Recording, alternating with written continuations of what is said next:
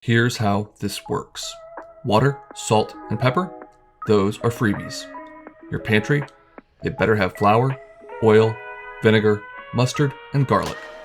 Beyond that, you'll only need 5 more ingredients and 25 minutes to put an entree or entire meal on the table. So, shop, set the clock, and let's dish out.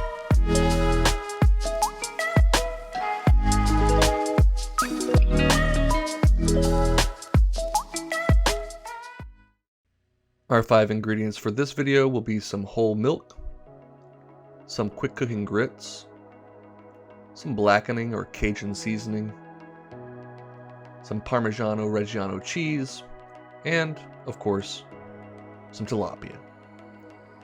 Now, with all these ingredients in hand, let us get to work.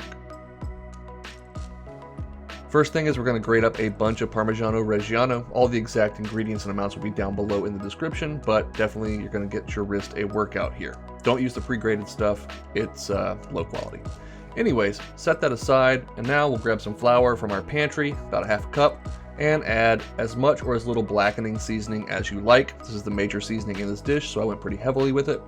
Go ahead and cut all that into your flour, make sure there's no major lumps, and then add in about half the parm that we grated up just a moment ago. We'll incorporate all of that together, and this is going to form the breading for our Parmesan Crusted Tilapia. I'm going to grab a little bit of olive oil just to help that breading stick. Coat a couple of tilapia fillets. You can of course scale this up for 4 or 6 or however many folks you need to feed. And make sure we have a nice thick crust of cheese and flour and Cajun seasoning on our tilapia fillets. Once that's done, we'll set those aside to let that crust have just a few moments to set up and stick to the fish before we cook it. We'll use this time to cook our grits, so I'm going to add 2 cups of whole milk to a pot over medium-high heat, bring that up to a simmer, season it with salt and pepper, and add in a half cup of grits.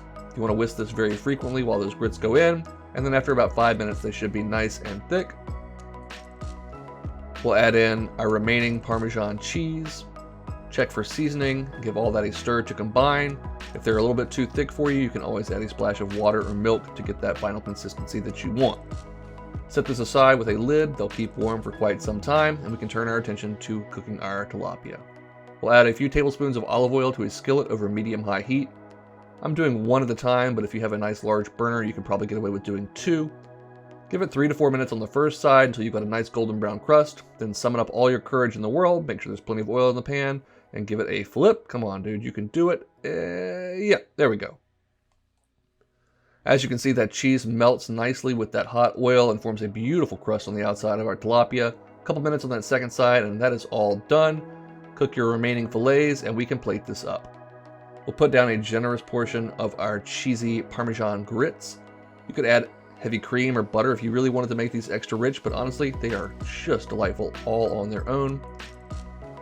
We'll put down one of our crispy, cheesy, crunchy fillets of tilapia, and I like to spoon over a little bit of that Cajun seasoned olive oil from the skillet. We want to make sure we take advantage of all the ingredients here.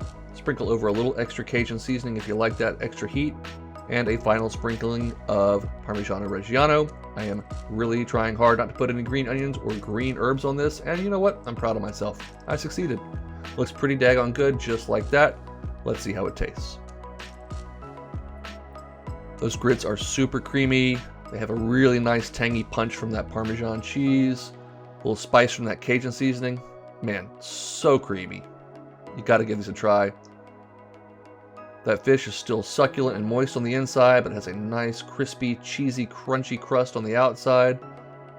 This is like southern, low country shrimp or fish and grits meets high-end dining. I don't want to give myself too much credit, but I think for 5 ingredients, you could do a heck of a lot worse than this Parmesan crusted tilapia and Parmesan grits. Thanks for watching. It's your turn to go make something delicious.